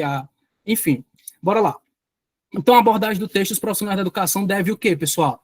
Conduzir o planejamento escolar, priorizando o alcance de bons resultados nas avaliações extremas em larga escala. Foi isso que eu falei, foi, gente? Será que foi isso, hein? B. Perceber a cultura escolar como diferencial nas práticas pedagógicas, tendo em vista a autonomia ou a formação autônoma do nosso aluno. Será que foi isso também, hein? C, né? Promover encontros para a construção de propostas inovadoras e repassá-las formalmente aos gestores para a implementação. Eu falei disso, pessoal. D, atuar individualmente, olha aí, individualmente, o nosso texto, né, abordou isso, criando condições para viabilizar as ações e garantir espaço para atividades pedagógicas e administrativas. Foi isso, hein, gente? Ou letra E, né? Já tem gente dizendo a resposta. Garantir espaço de colaboração entre os pares, tornando co-participantes do projeto pedagógico na tomada de decisões sobre a infraestrutura da escola. Estava tão bonitinha a letra E, né? Mas no final eu não sei se ainda ficou bonito. O que vocês acham aí? Francisco Dione já disse aqui letra B. Será, hein? Teve outras pessoas também. Gente, vocês me lembram de beber água, tá certo? Eu esqueço. Letra B, é? Esse meu copinho aqui é da onde? Paraíba, João Pessoa. Alguém é daí? Paraíba, João Pessoa, olha aí. Trouxe vocês comigo, se forem, né? Bora lá. Letra B foi? Perceber a cultura escolar como um diferencial nas práticas pedagógicas é um diferencial, pessoal, certo? Você que mora no interior, a sua aula e a sua comunidade escolar é igual ao pessoal da capital, gente, é? É igual o pessoal lá do sul, do Sudeste, do Centro-Oeste, do mais, né? A sua cultura escolar, ela é um diferencial nas suas práticas pedagógicas. Eu não posso dizer que eu vou fazer aqui, só um exemplo, né? Uma caravana e levar os meninos para a praia, se eu não moro perto da praia, se a escola não é perto da praia, né? A minha cultura escolar, o meu meio também, né? Ele influencia na minha prática pedagógica, mas ele ainda fala aqui, ó, tendo em vista a formação autônoma do nosso aluno, né? Essa cultura de autonomia do nosso aluno. Lembra que eu falei, né, que nós temos agora um aluno que ele é participativo, ele é ativo, ele sabe também agora se posicionar, viu, pessoal? Antigamente talvez não soubesse, era ser passivo, né? Agora o nosso aluno, ele é ativo, né? Então, os profissionais de educação devem perceber a cultura escolar como um diferencial nas práticas pedagógicas, tendo em vista a formação autônoma do nosso aluno, né? Então, nesse caso aqui, é um dos pilares da nossa educação atual, tá bom? Letra B, né? Letra B, vou marcar aqui, ó. Marquei. Bora para a sétima. Tá acabando, viu? Tá acabando. Sétima questão. A educação infantil... Alguém aqui é da educação infantil, gente? Consiste em espaço propício para aquisição de múltiplas formas da linguagem. Vocês querem ver eu arrumar uma briga com o pessoal da educação infantil aqui? Eu dizer assim, pessoal, vocês têm que alfabetizar os meninos, pessoal, pelo amor de Deus. Os meninos chegam no primeiro ano, pessoal, sem saber nem escrever ou ler. Querem, aí, ó, não sei que eu ia arrumar uma briga com vocês, né? Professor, mas na educação infantil é ludicidade, é movimento, é brincadeira, né, não, pessoal? Certo? Então não vou arrumar briga com vocês, não, tá certo? Vou arrumar briga, não. Tá bom? Para a apropriação cultural, aquisição de valores sociais. Olha o tanto de coisa, pessoal, da educação infantil. Apropriação cultural, aquisição de valores sociais, desenvolvimento da autonomia, nosso aluno precisa, viu, na educação infantil, e, sobretudo, para a construção do conhecimento. E pode, professor, na educação infantil? Claro, nosso aluno pode, como qualquer outro. O que está intimidamente atrelado à prática da leitura de mundo por parte da criança. A leitura de mundo é definida pela forma como a criança ela produz significados e dá sentido às suas experiências sociais. Você está vendo que ele não está falando leitura do português, né? Da gramática, disso. Não, leitura de mundo. O foco aqui é leitura de mundo, tá certo? Na educação infantil.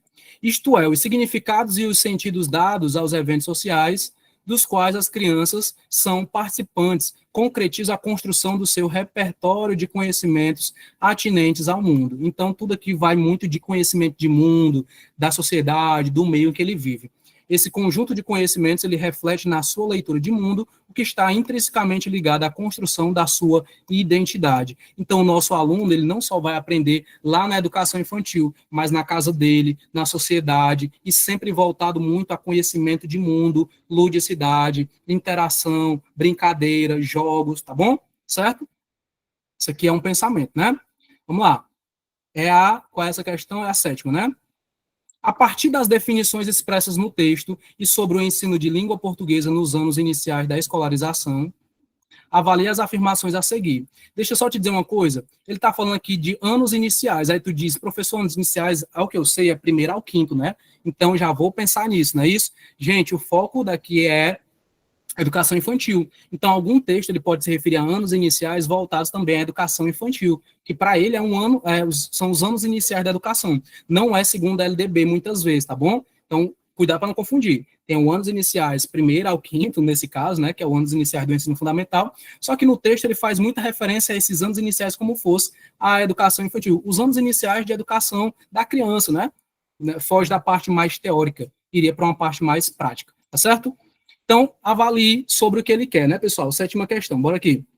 Ele diz assim, ó, na educação infantil se faz imprescindível que a alfabetização ela seja contextualizada, para que as crianças elas possam compreender conteúdo de língua portuguesa nos anos iniciais do ensino fundamental regular. Necessariamente, tu acha que seria isso, pessoal? Certo? Só é imprescindível que a educação ela seja contextualizada para que eles entendam língua portuguesa nos anos iniciais do ensino regular, entendeu? Nesse caso, anos iniciais realmente, né? E aí você analisa, tá bom? Na 2 ele diz assim, ó, na formação docente que atua na educação infantil, exige-se que ele esteja, olha a palavra exige-se, né? Que ele esteja em constante processo de atualização, o professor, né? Inclusive na produção e na difusão do conhecimento científico e tecnológico, na formação que implica frequente revisão da praxis docente, né? Deixa eu aproveitar e dizer para vocês que eu não sabia o que era praxis docentes, e em São Gonçalo do Amarante eu fui eliminado por uma questãozinha, porque eu não sabia o que era praxis, acredita, gente? Há uns 10 anos atrás, enfim, há uns 8 anos. Professor Gabriel, existe-se realmente, pessoal, ou recomenda-se, né? Será que é uma exigência ou uma recomendação? Não sei, não vou dizer para você não, agora não. Bora para 3. A avaliação do desenvolvimento da linguagem na educação infantil, pessoal, ela deve considerar a história de vida das crianças, respeitando, portanto, os princípios éticos, estéticos, de valorização da diversidade humana, de valorização das manifestações artísticas e culturais. E aí, hein, gente, falei alguma coisa absurda ou não? 4. A orientação oficial exposto nas diretrizes curriculares nacionais para a educação infantil, que é o nosso foco do texto, né? É resultado de pesquisas realizadas por docentes pesquisadores na área ao longo dos estudos desde a década de 1980. Professor, mas isso aqui nem estava no texto, né? Mas a educação infantil aqui estava, e as diretrizes fazem parte da educação infantil. Então, analise aí, certo? Professor, sou obrigado a saber esse ano aqui, essa idade. Você não é obrigado, mas é bom que você saiba. Enfim, certo?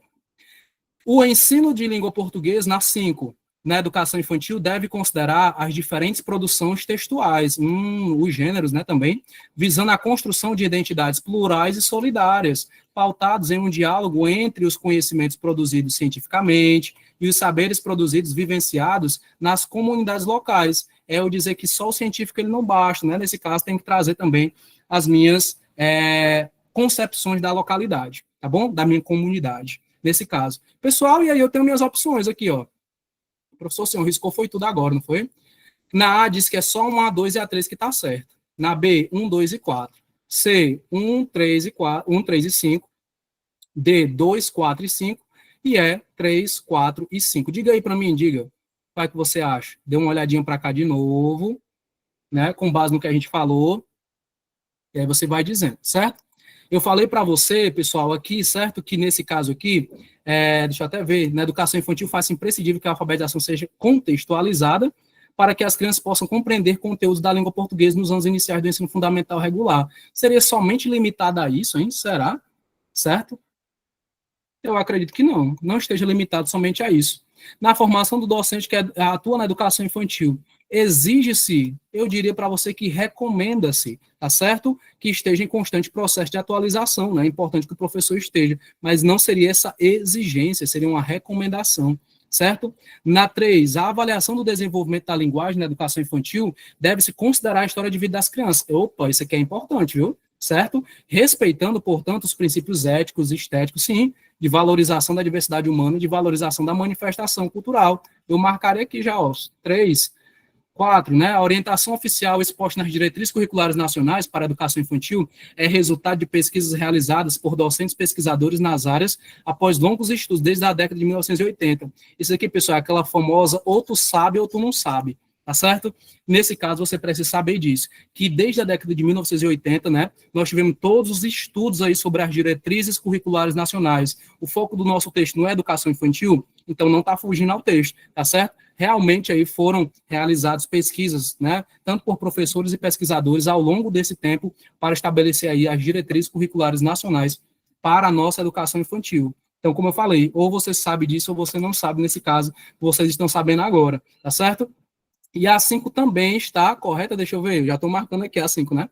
O ensino de língua portuguesa na educação infantil deve considerar as diferentes produções textuais, muito bem, certo? Visando a construção de identidades plurais e solidárias, foi sobre isso que a gente falou desde o começo, certo? Pautado em um diálogo entre os conhecimentos produzidos, tanto cientificamente, né, que no caso a formação dos professores, né, a graduação, os cursos, etc., mas também nos saberes produzidos e vivenciados nas comunidades locais. É importante que você trabalhe de acordo com a realidade da comunidade do seu aluno, tá certo? E a sua também, a da escola, né? Então, 3, 4 e 5 tá interessante. Deixa eu ver se tem essa opção aqui. 3, 4 e 5 tem, pessoal? Deixa eu ver. Tá aqui, né? Letra E. Letra E. 3, 4 e 5 é a nossa opção da 7ª questão. Beleza? Tranquilo? Rapaz, a gente tá mantendo 60 alunos aqui com a gente, né? Pessoal, tá acabando já, viu? Tá acabando, já tô na 8, tá bom?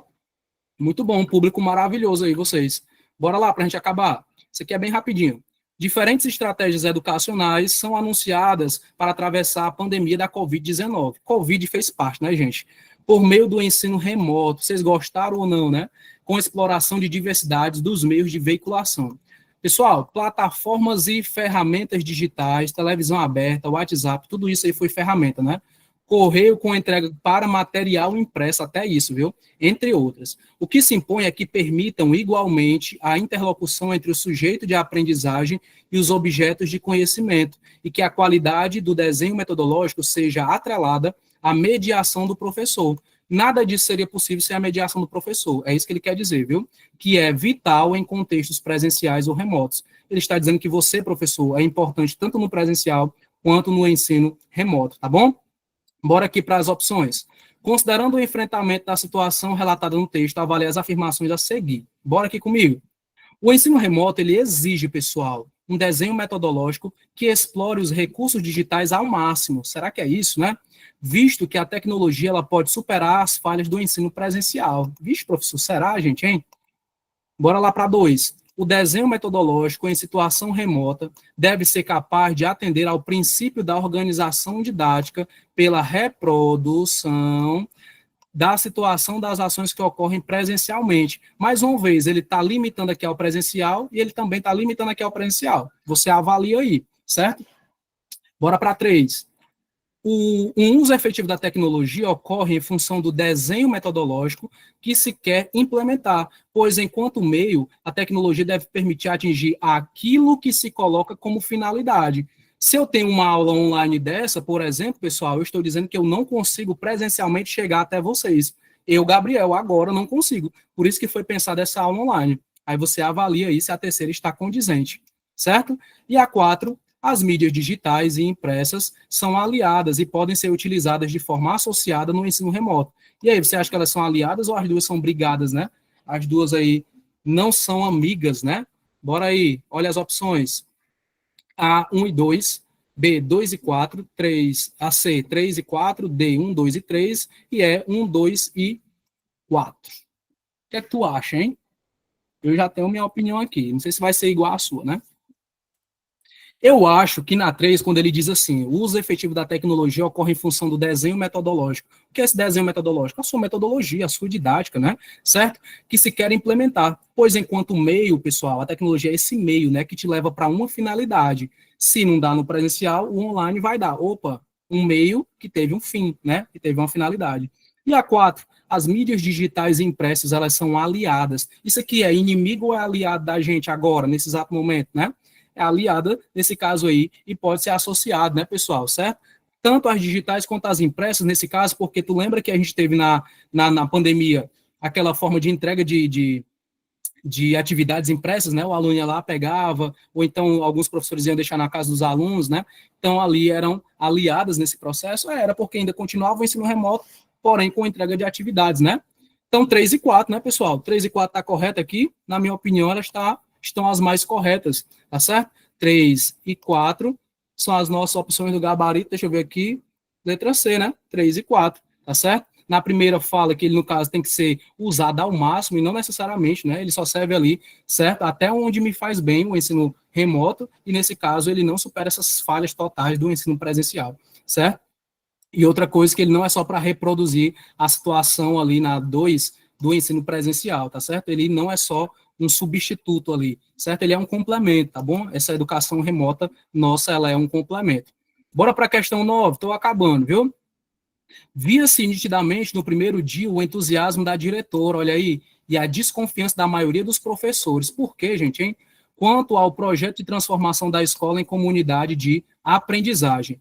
Enquanto se apresentavam as características da sociedade informatizada, as necessidades de formação e decorrente das transformações da escola e os projetos que formam os antecedentes da escola alternativa. Professores faziam intervenções quanto ao interesse das famílias na aprendizagem de seus filhos, né? E na participação na vida escolar. Eram falas que me faziam lembrar dos discursos sobre a relação entre escolas e famílias, a parceria, viu? Membros responsáveis pela sensibilização respondiam às manifestações com um tom sincero sobre a necessidade de expectativas positivas em relação às famílias. Deixa eu resumir esse texto todinho para você.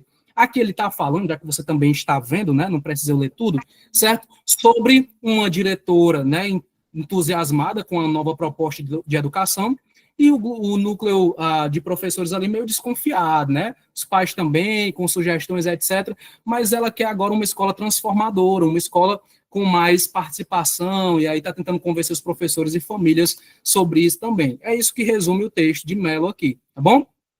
E aí ele diz assim, ó, considerando o texto apresentado e os desafios para a articulação escola-comunidade, essa parceria, né, avalie as afirmações a seguir. Bora aqui comigo. Primeira, o relato de caso revela que a etapa de sensibilização, pessoal, ela representa um momento de formação, de estudo e reflexão sobre os motivos pelos quais se propõe a transformação da escola em uma comunidade de aprendizagem. Deixa eu te dizer logo que sim. Por quê? Porque quando ela faz essa etapa de sensibilização, de conversa, ela quer isso aqui, ó. Ela quer também ter um momento de formação com os professores, um estudo, uma reflexão sobre os motivos, porque ela quer transformar essa escola e essa comunidade, né, pessoal? Então, a primeira já estaria correta. A 2 vem dizer que ela quer um diálogo entre todos os envolvidos na vida escolar, permitindo aí conhecer novas formas, né, de organização, tanto interna quanto externa, e de avaliar os pontos fortes e frágeis a serem enfrentados no processo de implantação de uma escola alternativa. Foi isso que ela quis fazer nessa reunião com os pais, com os responsáveis, tá certo? E com os professores. Esse diálogo entre os envolvidos para conhecer a nova forma de organizar a escola. 1 e 2 está correto. 3, um tema relevante na etapa de preparação das escolas, essa conversa de escola transformadora, né? É a participação das pessoas na instituição, seja dos profissionais que nelas atuam, seja das famílias. Isso aqui é gestão democrática, né? Certo? Para a discussão sobre escola, suas necessidades e o papel de cada uma delas. Pessoal, 1, 2 e 3 está impecável. Ok. Bora para 4. Será que são todas, hein? 4. Na escola transformada em comunidade de aprendizagem, os gestores eles são responsáveis pela ordenação do tempo e do espaço da escola e pela organização do trabalho pedagógico de modo a atender às demandas da comunidade. E eu digo para você, isso aqui é gestão democrática, sim ou não? Deixa eu ver se vocês estão acordados. Estou finalizando já, só falta a última, né? E aí, sim ou não? A 4, pessoal, nesse caso, professor, mas o gestor ele tem também autonomia, tem também essa parte, pessoal, mas lembra que a gente está falando de escola, né? Gestão democrática, nesse caso, gestão participativa, mais uma vez acaba recaindo nisso, né? Não somente o gestor nesse caso, mas também, certo, os demais, os coordenadores, toda a sua gestão, junto com a participação dos professores também. Acaba sendo isso, tá certo? Porque senão sairia de uma gestão mais democrática. Então, nesse caso, a 1, a 2 e a 3, elas estariam mais condizentes com a nossa proposta do texto, tá bom?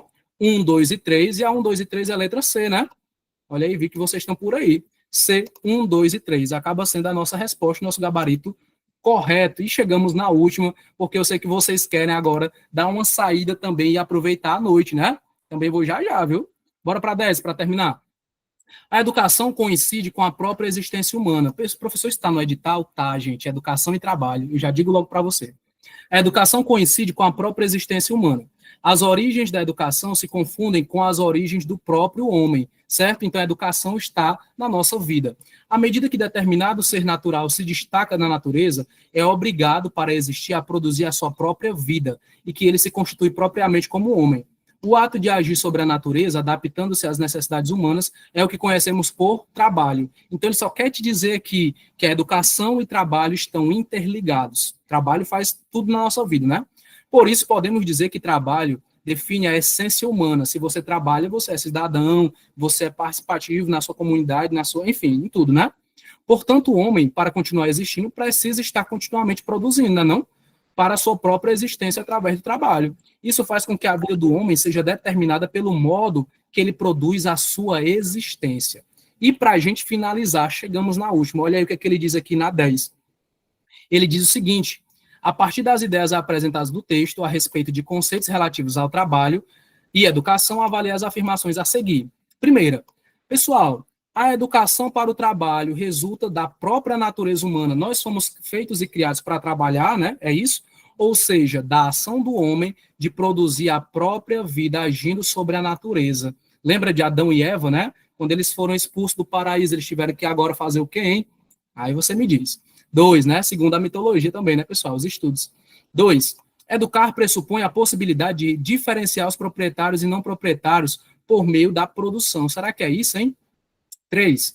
As formas de organização da educação atendem às demandas constituídas historicamente pelas relações sociais. E a última, é função da escola reproduzir as formas de trabalho e, consequentemente, as distinções sociais existentes. E aí eu vou mostrar para você também o nosso gabarito aqui para você já ir pensando. Dê uma olhadinha aí, certo? Rapaz, muita gente aqui ainda na aula, viu? Chegamos até o final intactos e invictos, olha aí, certo? Show. Sabe um gabarito? Já posso ir dizendo para vocês? Deixa eu dizendo logo enquanto vocês digitam, né? Pessoal, a educação para o trabalho resulta na própria natureza humana. Pessoal, o homem foi feito agora para trabalhar, né? Se a gente for no quesito Adão e Eva, como eu disse para vocês, quando o homem ele é expulso do paraíso, né? Deus ele afirma lá, né? Enfim, certo que agora o homem vai colher o fruto do seu trabalho, né? Então vai viver pelo fruto do seu trabalho. Ou seja, a ação do homem de produzir a própria vida, né? Agindo sobre a natureza. Então nós fomos feitos tanto para nos educarmos, né? E tudo mais, quanto para o trabalho também, né? Certo? A primeira está ok, certo? A segunda, educar pressupõe a possibilidade de diferenciar proprietários e não proprietários nos meios de produção. De acordo com o texto, ele não quis fazer essa diferenciação de proprietários e não proprietários de produção, né? De trabalhador, nesse caso, e de empregado. Ele não quis fazer essa distinção. Se ele quisesse ter falado disso, ele tinha falado de Karl Marx, por exemplo, né? E as críticas relacionadas à alienação ao trabalho, por exemplo, tá bom? Então, nesse caso, a 2, não. A 1, ok. 3. As formas de organização da educação atendem às demandas constituídas historicamente pelas relações sociais. A nossa educação sempre vai se basear principalmente na nossa forma de sociedade, né, pessoal? Por exemplo, por que aqui em 2025 existem escolas técnicas, né? Vocês entendem que a questão da mão de obra qualificada é necessária, né? Enfim, e age nesse meio. Cada vez mais nós temos mestres e doutores, professores mais capacitados. Por quê? Porque a nossa educação exige. Porque, às vezes, aumenta um pouquinho a valorização, o salário sobre isso. Então, nós precisamos ir nos adaptando às nossas realidades atuais. Então, a 3 também está ok, né? E a última é a função da escola reproduzir as formas de trabalho e, consequentemente, as distinções sociais existentes. Reproduzir não nesse caso, né, pessoal? Mas, enfim, as distinções sociais existentes, né, pessoal, certo? Não digo para vocês que sempre vai existir, mas sempre existiu. O rico e o pobre, sempre existiu, né? A questão dos que têm mais privilégios e os que não têm privilégio. A escola não tenta reproduzir isso, né? A escola tenta acabar com essa distinção de rico e pobre, né? Enfim, dessa mediação, tá bom? Não reprodução disso, né? Então, 1 e 3, 1 e 3 é letra, deixa eu ver aqui, letra B, né, gente? 1 e 3, letra B, tá bom? Letra B só me lembra IB concursos. Chegamos até o final, nem acredito, gente, ó, que eu resolvi 10 questões com vocês. Eu achei que a gente ia até só 5 horas, né? Mas me desculpa aí, meu diretor do IB concurso, me desculpa aí, alguém que, rapaz, achei que ele ia só até 5 horas. Gente, eu me empolgo, eu disse para vocês, né? Mas tudo isso é porque eu queria mostrar para vocês quem é o professor Gabriel Corrêa. Eu queria dizer para vocês, certo, que para mim é um prazer, numa tarde de sábado, agora à noite, né? De tarde para noite, tá conhecendo gente aqui do Brasil todo, né? Posso dizer do Brasil todo. Eu sei de tudo, pessoal. Olha o dedo, ó. Não sei. Se um dia eu cometer um gafe com vocês, se um dia eu der um gabarito aqui, vixe, perdão, pessoal, esse outro aqui e tudo mais, isso acontece, pessoal, tá certo? Então, esse é o professor Gabriel, certo? O professor tem um edital para passar para a gente? Gente, tanto tem quanto vocês podem dar um Google também, certo? Edital PND, tá certo? Vai sair para vocês lá, ou então vocês podem colocar matriz de referência PND, que tem assim que você dá um Google, tá certo? Mas a gente vai disponibilizar no grupo. Vamos fazer o seguinte, entra no grupo de estudos, eu acho que vai colocar aqui para a gente, né? O pessoal aqui que está aqui no nosso comando. Não sai agora não, pessoal, não sai agora não, certo? Estou lendo aqui os elogios também, viu? Excelente aula, muito obrigado. Mas, gente, a gente vai criar um grupo de estudos, tá bom? Tenta entrar em contato também com o pessoal do IB Concurso, tá bom? Se você gostou da aula, pessoal, tem mais aula e um bocado de aula para vocês no nosso curso. Eu vou esperar vocês lá, certo? Tanto teoria quanto resolução de questões. E eu vou ficar muito feliz se a gente formar essa turma. Lembra que o preço está a R$100, né? Fechou 30 pessoas, R$ 100. Passou disso, aí é lote 2, aí é mais, né? Certo? Mas entre no lote 1. E se você puder, tira um print dessa aula aqui, marca a gente lá no Instagram, certo? O meu é @GabrielCorreiaProf, tá bom? Gabriel Correia Prof é o meu Instagram, certo? Eu acho que eu tô lá numa praia, alguma coisa assim, na minha fotinha lá, né? Não que eu só viva na praia, viu, pessoal? Mas, certo? Mas, gente, mais uma vez, um prazerzaço estar com vocês. Obrigado pela confiança e credibilidade, né? Se puder aí rasgar elogios também no privado dos outros, gente, ele é bom mesmo, viu? Eu pensava que ele era ruim, mas ele é bom, certo? Porque eu achei vocês maravilhosos, tá bom? É isso, é o máximo que eu podia colaborar com vocês. 10 questões resolvidas baseadas no ENAD, na PND e no INEP, beleza? Tamo junto. Valeu, pessoal. Um abraço.